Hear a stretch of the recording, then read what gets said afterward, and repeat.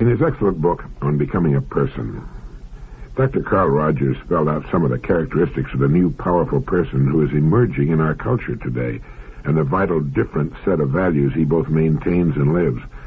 I stressed, he writes, his hatred of phoniness, this new person, his hatred of phoniness, his opposition to all rigidly structured institutions, his desire for intimacy, closeness, and community, his willingness to live by new and relatively moral and ethical standards, his searching quality, his openness to his own and others' feelings, his spontaneity, his activism, and his determination to translate his ideals into reality.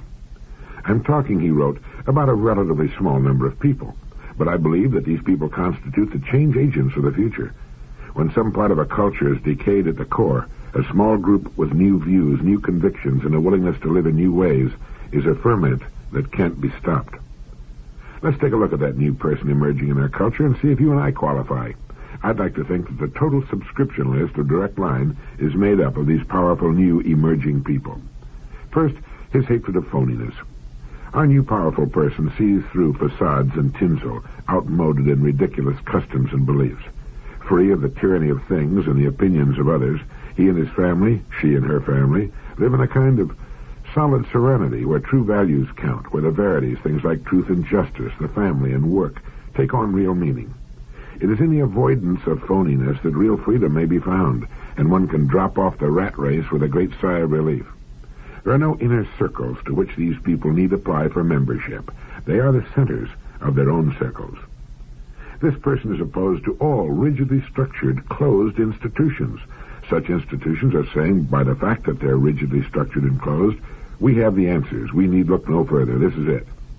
The new powerful person knows that at this early stage of our development, such thinking is infantile. We do not have all the answers about anything. And just as the maturing person is in a stage of growth, of becoming, so is a vital institution.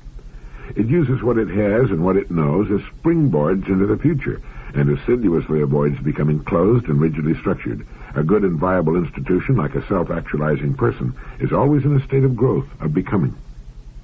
He has a desire for intimacy, closeness, and community, and a willingness to live by new and relative moral and ethical standards. This person has a searching quality and an openness to his own and others' feelings. He's spontaneous, unafraid of what others will say of his enthusiasms and ideas, and is determined to translate his ideas and ideals into reality.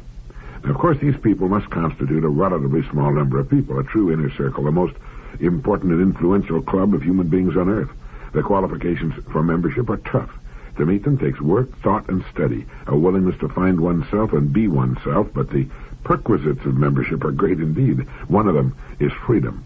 Another is joy. One of the world's greatest cartoonists, to my mind, is Fernando Conant. Many years ago, I cut one of his cartoons out of the Reporter, which depicted the entrance and exit to a subway. Coming out of the exit is a crowd of adults. Going down into the entrance is a crowd of children. All the children are laughing and smiling and enjoying themselves. But on the faces of the adults coming out of the subway are expressions of anger, boredom, worry, and not one smile or joyful expression in the lot. There's no caption. None is needed. The cartoon very graphically asks the question, what happened to all of those smiles and happy expressions between the ages of childhood and adulthood? Well, what did happen to them? Are we to say that adult life is so full of sorrow and pain and problems that it cannot be experienced in a consistently happy way? No, in fact, a little later I'm going to give you some statistical data pertaining to happiness, who's happy and why. But this group of powerful people, emerging people in our society, while more aware of the world's problems than 95% of their fellows, still enjoy their lives, and do not belong to that sad group coming out of Fernando Conant's subway. I've stood at the exits of subways and watched the people coming up. Nobody expects them to be doubled over with helpless laughter or skipping and playing like children, but their expressions seem to indicate that life for them is an extremely serious and as yet unfathomed riddle, and they give the impression that they're not growing as persons, and are perhaps, in fact, drawing back, shrinking into their little molds and hardening like concrete. Incidentally, my all-time favorite Fernando Conant cartoon portrays a man on the end of a pier who is obviously bent on suicide. He has a rope tied around his neck with the other end tied around a great stone. In attempting to throw the stone over the end of the pier, all he has accomplished is to drop it on his foot. The cartoon shows him hopping on one foot, holding the injured foot in his hands. The caption of the cartoon is simply incompetence. And if we ever needed proof that the only way to growth and maturity and knowledge lies in the lonely and arduous hours spent alone in thought and study, this thought from the German philosopher Arthur Schopenhauer should convince us: truth that has merely been learned is like an artificial limb, a false tooth, a waxen nose. It adheres to us only because it is put on. But truth acquired by thought of our own is like a natural limb. It alone really belongs to us. And if you wonder from time to time why so many of the adults you see and know about you shackle themselves with the outmoded ideas of the past, Schopenhauer also wrote, "There is no absurdity so palpable but that it may be firmly planted in the human head if only you begin to inculcate it before the age of 5 by constantly repeating it with an air of great solemnity." When a child asks his parents what he should be when he grows up, they often, and with the very best of intentions, try to steer him toward a particular calling or profession. I remember my parents wanted me to be a lawyer. When children seek advice, here's a pretty good answer. Look for the truth. Look for the truth in everything. Spend your entire life looking for truth, and you will have spent it as nobly as any human being who ever lived. And the calling that's right for you will come along. Archibald MacLeish wrote, "What is freedom? Freedom is the right to choose, the right to create for oneself the alternatives of choice. Without the possibility of choice and the exercise of choice, a man is not a man, but a member, an instrument, a thing." Dr. Carl Rogers says that responsible personal choice is the most essential element in being a person and is the core experience in psychotherapy. Francis Bacon said, "If a person will begin with certainties, he will end in doubts. But if he will be content to begin with doubts, he will end in certainties." Isn't it true that we try to raise our children to begin with certainties in which we ourselves have no deep and abiding faith? And isn't it also true that most people reach adulthood in frustration and doubt and fear because those childhood certainties have crumbled and fallen apart? Could this be why the people coming out of Fernando Kran's subway appear to be marching to a death camp? Now let me read something to you and see what you think of it.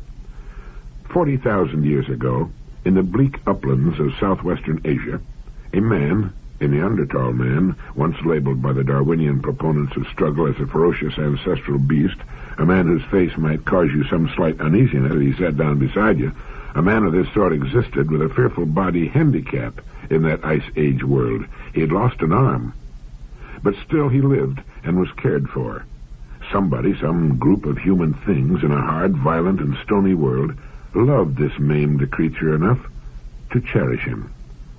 And looking so across the centuries and the millennia toward the animal men of the past, one can see a faint light, like a patch of sunlight, moving over the dark shadows on a forest floor. It shifts and widens, it winks out, it comes again, but it persists. It is the human spirit, the human soul, however transient, however faulty men may claim it to be.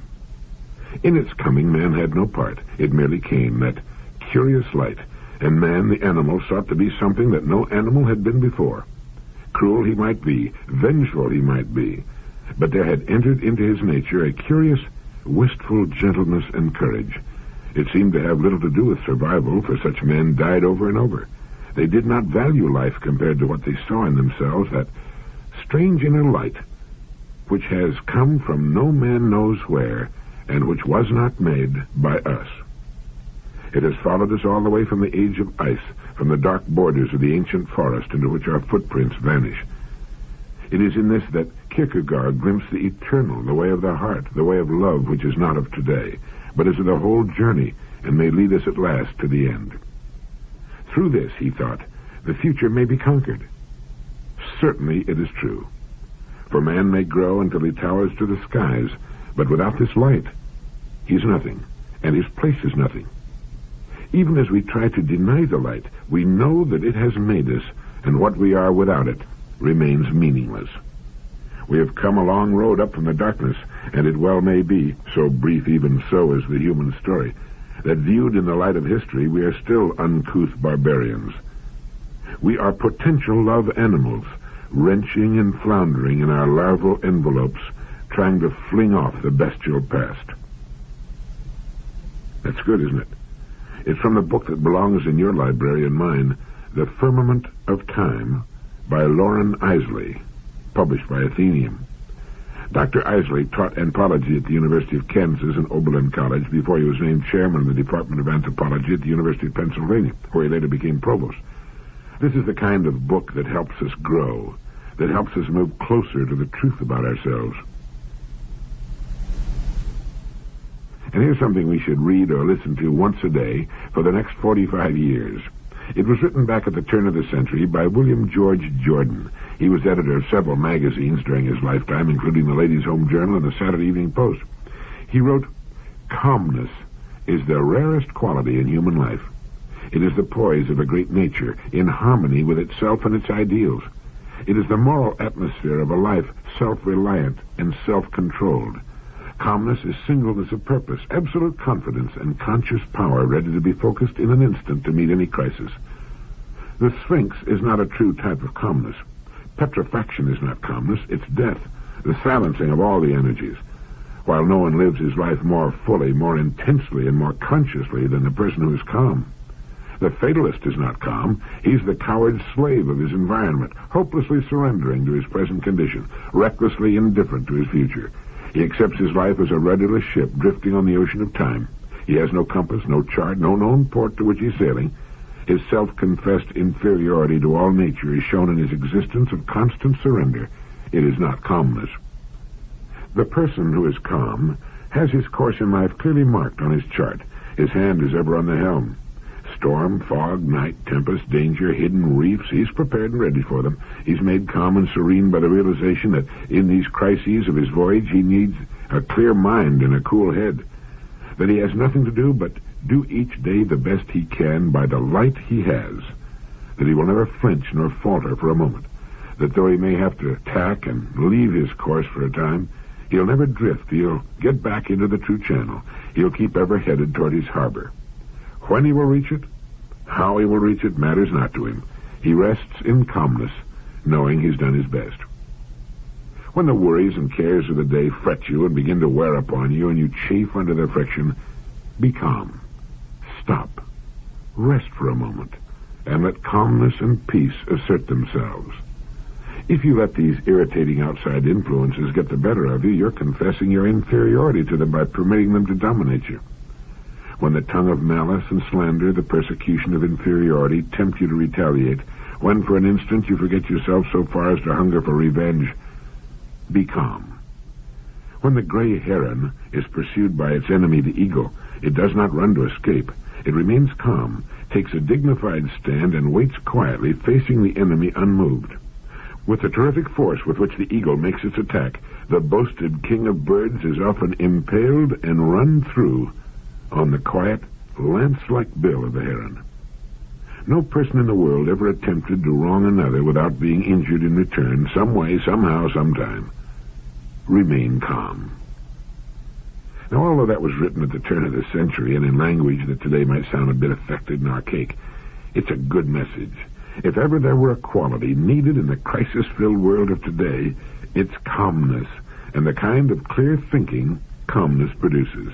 Another attribute of that new emerging person we were talking about.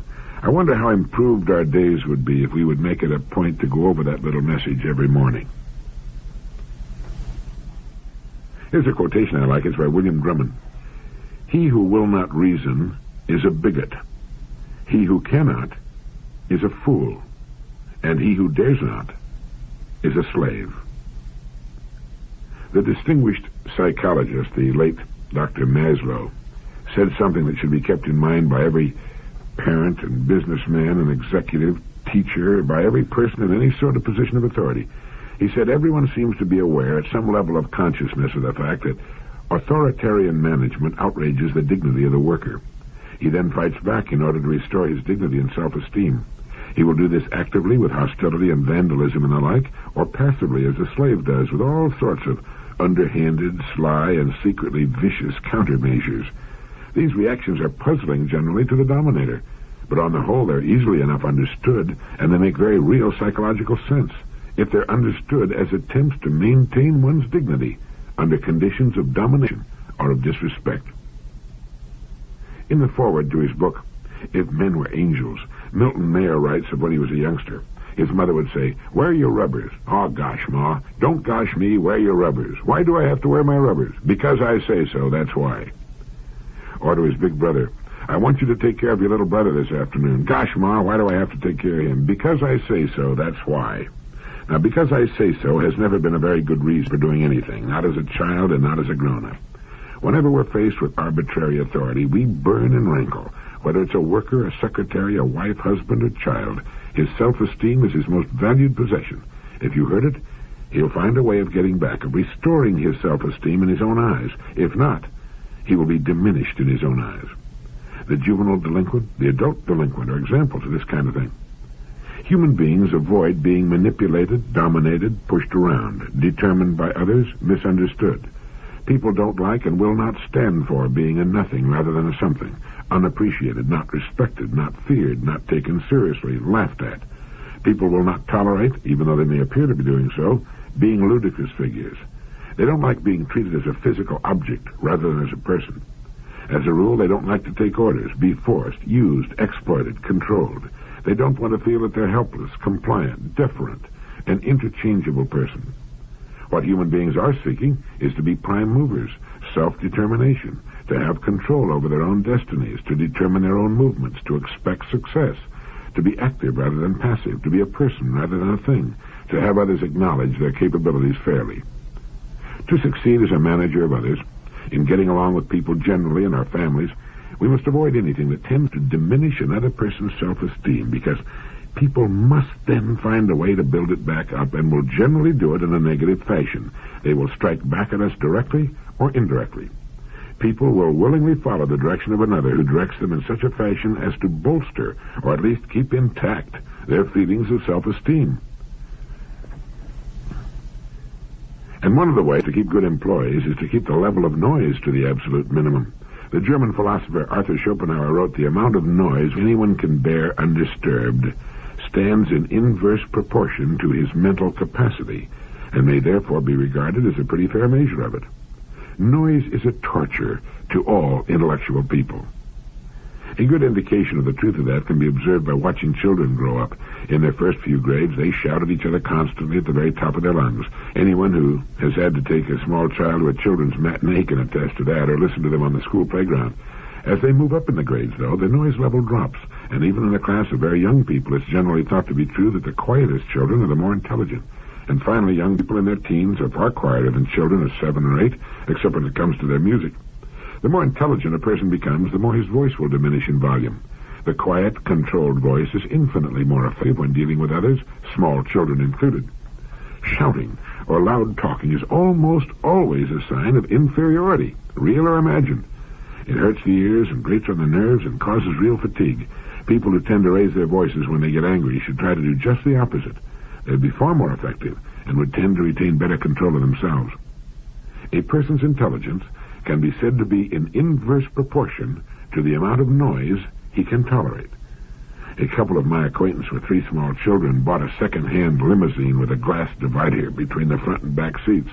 On long trips, they simply roll it up and drive along in blissful peace and quiet, while the kids play, scream, and fight in the back seat. I visited an interesting company in Dallas, Texas some time back, whose offices, even though they required several floors of a large office building, had only about 3 traditional offices as such. They were offices, I believe, for the president, the chairman of the board, and the conference room. All the other people occupied spaces surrounded by movable modules. Telephone and electrical cables came down from the ceiling.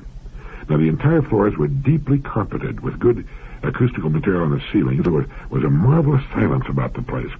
After a trial period, the people were polled as to their opinion of the new setup, and they were virtually unanimous in their acceptance of it. It's very difficult to imagine an intelligent, thoughtful, poised person making a lot of noise, shouting or losing control. A person should speak just loudly enough to be heard clearly under all circumstances. A distinguished American psychotherapist has said that no one, as far as we know, is born neurotic. We learn to become neurotic as a result of our upbringing. We are raised by other human beings, and they literally teach us to become neurotic.